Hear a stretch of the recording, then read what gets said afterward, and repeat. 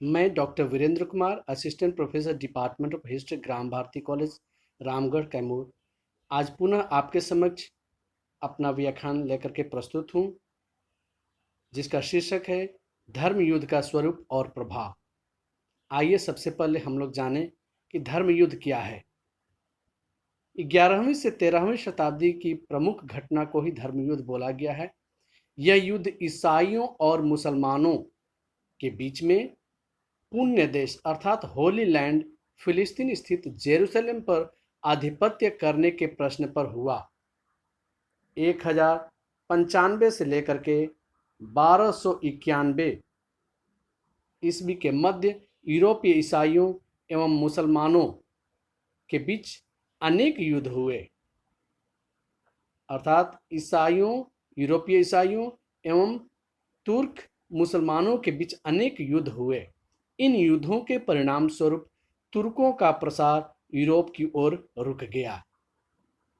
धर्म योद्धा क्रूसेडर्स उसे कहा जाता था जो सलीब धारण कर लेता था, यानी कि क्रिश्चियन का जो सिंबल क्रॉस होता था उसको वो लोग अपने हाथ में ले लेते थे।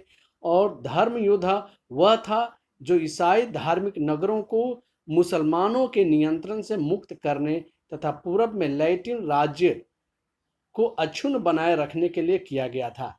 ये धर्म युद्ध सशस्त्र तीर्थ यात्राएं अथवा सामुद्रिक यात्राएं होती थी, जिन्हें आधुनिक युग में क्रूसेड कहा जाता है।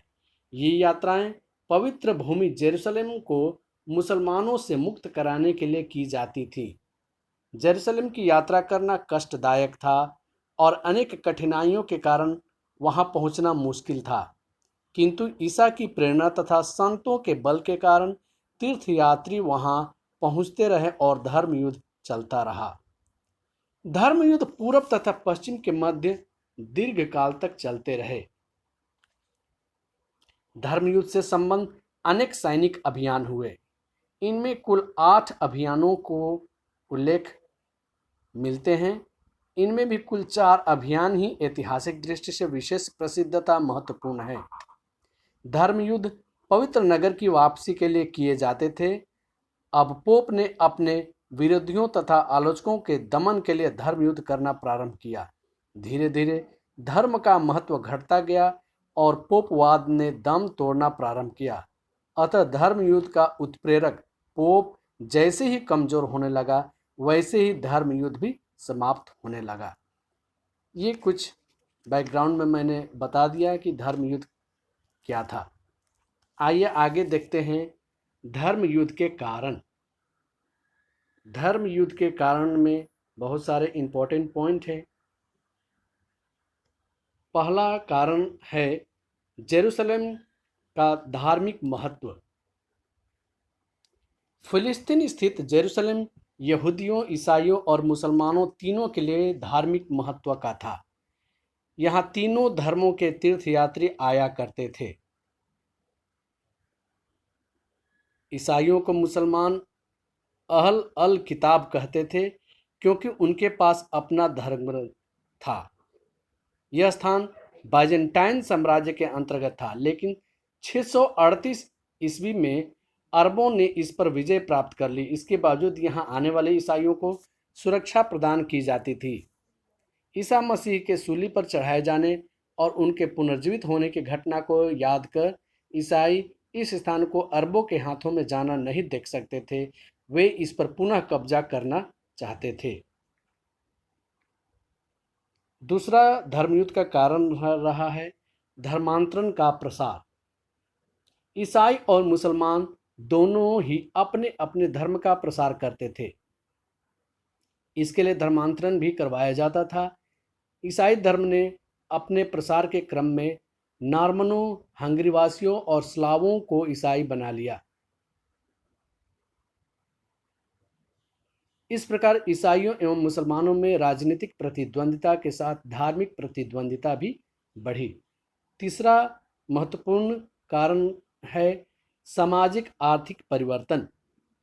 11वीं शताब्दी में पश्चिमी यूरोप में हुए सामाजिक आर्थिक परिवर्तनों ने भी ईसाइयों और मुसलमानों के बीच शत्रुता को बढ़ावा दिया। यूरोप के दो प्रभावशाली वर्ग पादरी और सामंत कृषि और व्यापार आधारित अर्थव्यवस्था और राजनीतिक स्थिरता को बनाए रखने का प्रयास कर रहे थे। सामंती राज्यों द्वारा युद्धों और लूटमार की प्रवृत्ति पर ईश्वरीय शांति आंदोलन, पीस ऑफ गॉड मूवमेंट द्वारा रोक लगाने का प्रयास किया गया। इसके अनुसार क्षेत्र विशेष में धार्मिक स्थलों के निकट तथा चर्च के कैलेंडर में पवित्र माने जाने वाली अवधियों तथा विशिष्ट कमजोर सामाजिक समूहों जैसे पादरियों और आम लोगों के विरुद्ध हिंसा पर रोक लगा दी गई। चौथा प्रमुख कारण रहा है कैथोलिक और ऑर्थोडॉक्स चर्च में प्रतिद्वंदिता। रोम में कैथोलिक धर्म और चर्च का वर्चस्व था। रोम का पोप राजनीतिक और आर्थिक रूप से अत्यंत शक्तिशाली था। यूरोपीय राज्यों पर उसका व्यापक प्रभाव था। कोई भी राजा उसकी अवहेलना नहीं कर सकता था।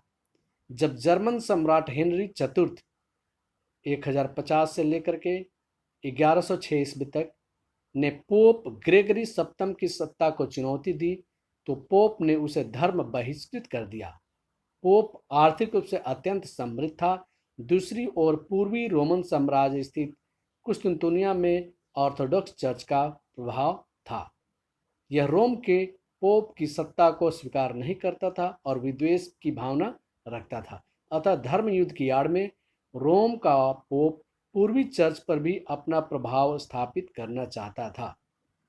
पोप और पादरियों को यह आशा भी थी कि पूर्वी चर्च पर अधिकार होने से धर्म प्रचार एवं धन प्राप्त करने का अवसर मिलेगा।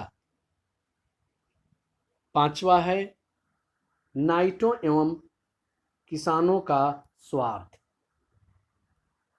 धर्म युद्ध में नाइटों और किसानों ने, नाइट कहने का मतलब एक पायदान नुमा सीढ़ी थी, उसमें नाइटों का अलग स्थान था। धर्म युद्ध में नाइटों और किसानों ने अपने स्वार्थवश भाग लिया। नाइटों का मुख्य कार्य युद्ध करना और लूटमार से धन प्राप्त करना था। धर्म युद्धों में भाग लेकर वे सम्मान के साथ साथ धन संपत्ति भी प्राप्त करना चाहते थे। इसी प्रकार सामंती उत्पीड़न से त्रस्त किसान इसलिए धर्म युद्ध में सम्मिलित हुए क्योंकि उसमें उन्हें अपने स्वामी से मुक्ति पाकर स्वतंत्र किसान की हैसियत प्राप्त करने का अवसर नजर आया। छठा धर्म युद्ध का कारण रहा है व्यापारिक कारण। धर्म युद्धों का एक कारण व्यापारिक भी था। अपने प्रसार के क्रम में सल्जुक तुर्कों ने अनेक व्यापारिक मार्गों पर अधिकार कर व्यापार को अवरुद्ध कर दिया था। इससे जिनेवा एवं वेनिस के व्यापारियों को आर्थिक क्षति हो रही थी। इसे समाप्त करने के लिए व्यापारियों ने धर्म युद्ध को प्रोत्साहन दिया। अगर हम देखेंगे एक प्रसिद्ध इतिहासकार विलान डुरा का कहना, तो उन्होंने इसे व्यवसायिक उन्नति की भावना को धर्म युद्धों का एक प्रधान कारण माना है। उन्होंने लिखा है कि इटली के पिसा, जिनेवा, वेनिस, एम्मेफी आदि नगरों ने अपने उन्नतिशील व्यापार तथा व्यापारिक शक्ति को और भी अधिक उन्नतशील तथा शक्तिशाली करने का प्रयास किया। इसके बाद हम देखते हैं आगे में धर्म युद्ध का स्वरूप यानी कि नेचर।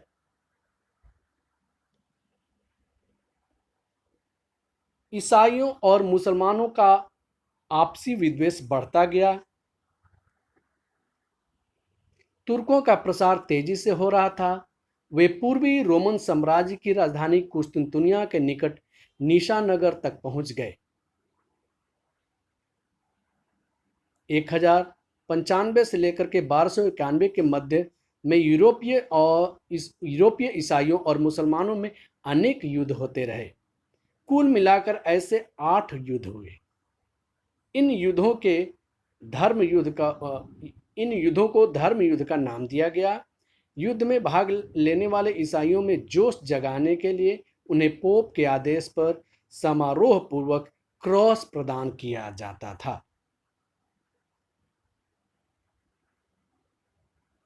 स्वरूप में धर्म युद्ध के स्वरूप में हम लोग देखेंगे प्रथम धर्म युद्ध, जो कि 1095 ईस्वी में पोप अर्बन द्वितीय के समय में पोप ने फ्रांस के Clermont council of the Clermont से धर्म युद्ध की घोषणा की। हजारों की संख्या में फ्रांस और इटली के ईसाई योद्धा पवित्र भूमि को मुक्त कराने के लिए पूरे जोश से आगे बढ़े। इन लोगों ने सीरिया में एंटियोक और जेरूसलम पर अधिकार कर लिया। मार्ग में आने वाले शहर में रहने वाले यहूदियों और मुसलमानों, जिनमें स्त्रियां और बच्चे भी थे, की नृशंसता पूर्वक हत्या कर दी गई।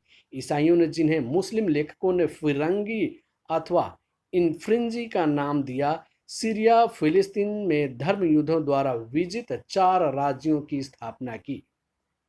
इन राज्यों को सामूहिक रूप से आउटरैमर अथवा समुद्र के पार की भूमि कहा गया। बाद के धर्म युद्ध इन राज्यों की सुरक्षा अथवा इनके विस्तार के लिए लड़े गए। द्वितीय धर्म युद्ध, यह 1144 ईस्वी में तुर्कों द्वारा एडेसा नगर पर अधिकार कर लिया गया। पोप ने दूसरे धर्म युद्ध का आह्वान किया। जर्मन और फ्रांसीसी सेना ने दमिश्क पर अधिकार करने का प्रयास किया, परंतु उन्हें मुंह की खानी पड़ी। इस समय तक आउटरैमर की शक्ति कमजोर पड़ चुकी थी। इसका लाभ उठाकर सुल्तान सलाह अल दीन ने मिस्र केंद्रित मिस्री सीरियाई राज्य की स्थापना की। वह ईसाइयों से जेरूसलम वापस लेना चाहता था, इसलिए इस बार उसने धर्म युद्ध का बिगुल फूंका।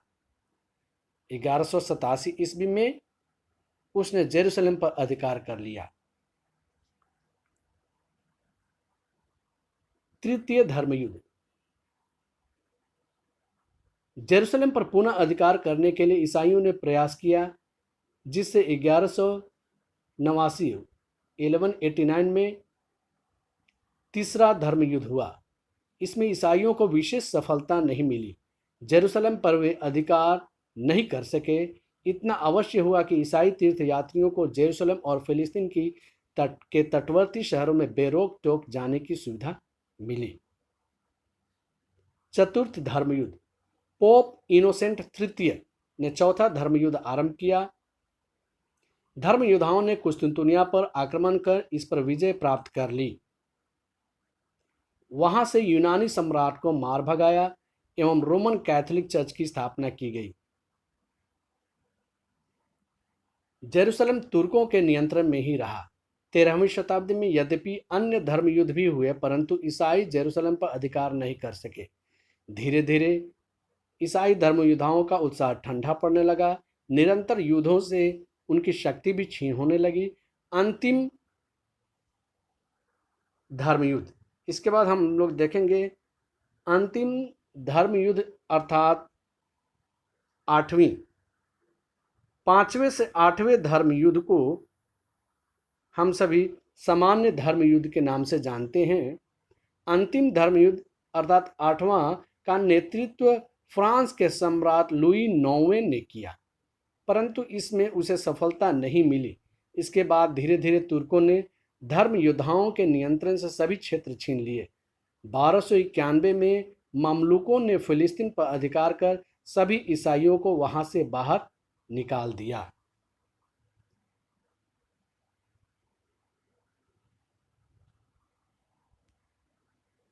इसके बाद हम आगे देखते हैं धर्म युद्ध के परिणाम। धर्म युद्ध के निम्नलिखित 6 पॉइंट परिणाम के रूप में हम सभी देख सकते हैं। पहला परिणाम या प्रभाव कह सकते हैं धन जन की क्षति। धर्म युद्धों का कोई विशेष लाभकारी परिणाम नहीं हुआ, अनावश्यक धन जन की क्षति अवश्य हुई। दूसरा, ईसाइयों और मुसलमानों में धार्मिक विद्वेष बढ़ना। ये काफ़ी हद तक बिल्कुल सटीक रूप में कहा गया है। तीसरा परिणाम हुआ मुस्लिम राज्यों द्वारा ईसाई प्रजा के प्रति कठोर नीति। मुस्लिम राज्यों ने अपनी ईसाई प्रजा के प्रति बहुत ही कठोर नीति अपना ली थी। चौथा, भूमध्य सागरीय व्यापार में तेजी। धर्म युद्धों के कारण भूमध्य सागर द्वारा व्यापार में तेजी आई। इस व्यापार में इटली के व्यापारिक समुदायों का प्रभाव अधिक बढ़ गया। इन व्यापारिक समुदायों में पीसा, जीनोवा और वेनिस के व्यापारी प्रमुख थे। पांचवा, सामंतवाद का पतन। धर्म युद्धों के कारण यूरोप में सामंतवाद का भी पतन हुआ। और छठा, यूरोपियनों द्वारा पूर्व के सांस्कृतिक तत्वों को अपनाया जाना। पूरब के साथ साथ संबंध स्थापित होने से यूरोपियनों ने पूरब के अनेक सांस्कृतिक तत्वों को अपना लिया। ये हमारे कुछ महत्वपूर्ण धर्मयुद्ध के प्रभाव या परिणाम हैं जिसको हमने अभी सुना। आगे देखते हैं धर्म युद्ध के मूल्यांकन के विषय में। हम लोग ये जाने कि क्या इसके महत्वपूर्ण बिंदु हैं।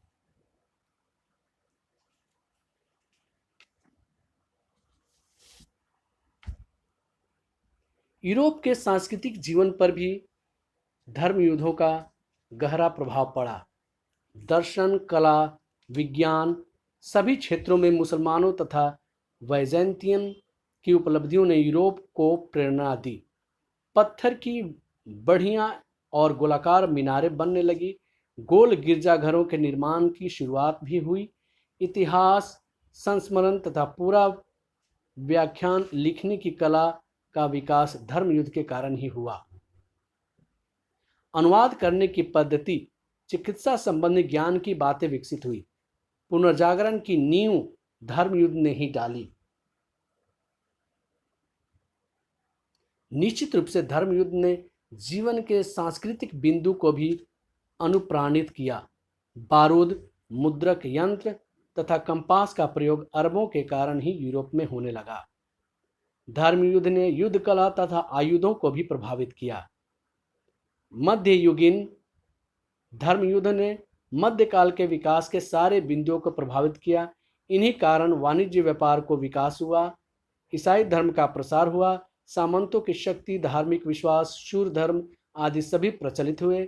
इसलिए धर्म युद्ध को मध्यकालीन नाटक का सर्वश्रेष्ठ अंग और संभवतः यूरोप निकट पूर्व के इतिहास की अत्यधिक मनोरंजनकारी घटना माना जा सकता है।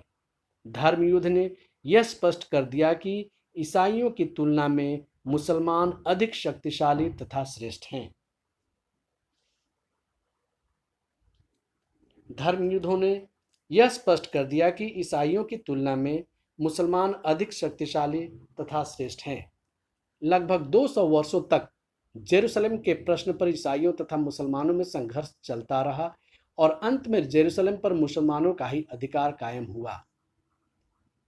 पहले मुस्लिम शक्ति अधिक उदार थी। धर्म युद्ध ने मुसलमानों को अब अनुदार बना दिया। फिलिस्तीन तथा सीरिया बंदरगाहों पर मुसलमानों के कब्जे हो गए, जो इटली के व्यापार के प्रमुख केंद्र तथा साधन थे। शिष्टाचार, सुख, शिक्षा तथा युद्ध के बिंदुओं की अगर दोनों सभ्यताओं से तुलना की जाए तो मुस्लिम सभ्यता अधिक श्रेष्ठ सिद्ध होती है, क्योंकि इससे ईसाई जगत अर्थात यूरोप ने बहुत कुछ सीखा। धन्यवाद।